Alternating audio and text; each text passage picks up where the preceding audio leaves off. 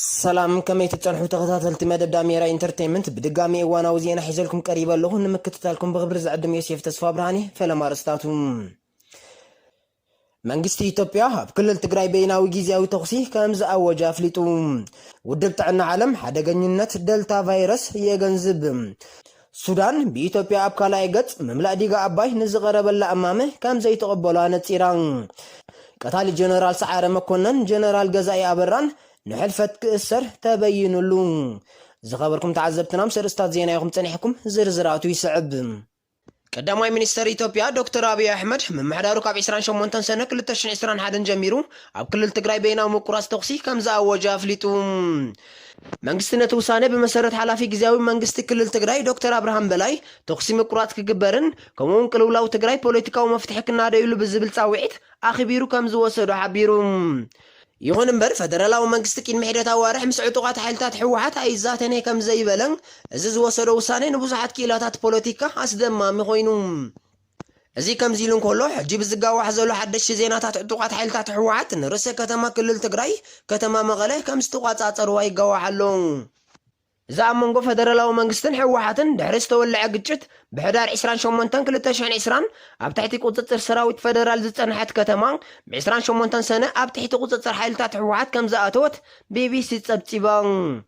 ብተወሳኺ ነበርቲ ከተማ መቐለ ባንዴራ ትግራይ ሒዞም ኣብ ጎደናታት ሓጎሶም ይገልጹ ከም ዝነበሩ ዝሓበረት እታ መደበር ዜና ሓይልታት ሕወሓት ኣቐዲሞም ንማዕርፎ ነፈርቲ ኣሉላ ኣባነጋ ተቆጻጺሮም ብዝተፈላለየ ማእዝናት ናብታ ከተማ ከም ዝኣተዉ ኣፍሊጣ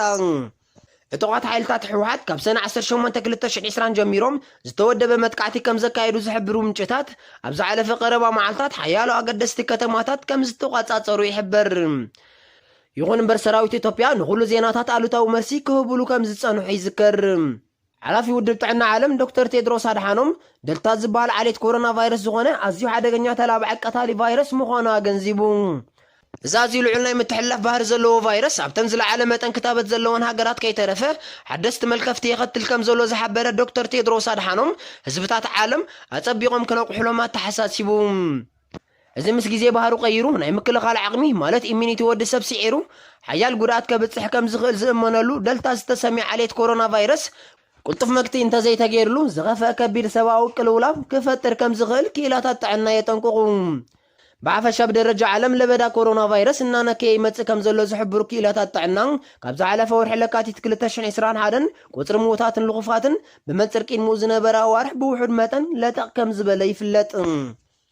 ሱዳን ኣብ ምምላእቲ ልዕሊ 80 ሜታዊት ኣብ ምዝዛም በፂሑ ዘሎ ዓብዪ ዲጋ ኣባይ ካብ ኢትዮጵያ ንዝቐረበላ እማመ ከም ዘይቅበሎ ሓደ ስሙ ክጠቅስ ዘይደለየ ሱዳናዊ በዓል ስልጣን ሓቢሩ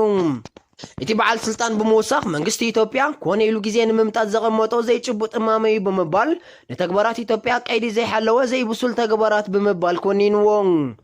ዛጊት ዝርዝር እቲ እማመ እንታይ ምዃኑ ክሕብር ፍቓደኛ ዘይነበረ እቲ በዓል ስልጣን ንዝመፅኦ እማመ ንረብሓ ሃገሩ ከም ዝጎስጥ ጥራይ እዩ ገሊጹ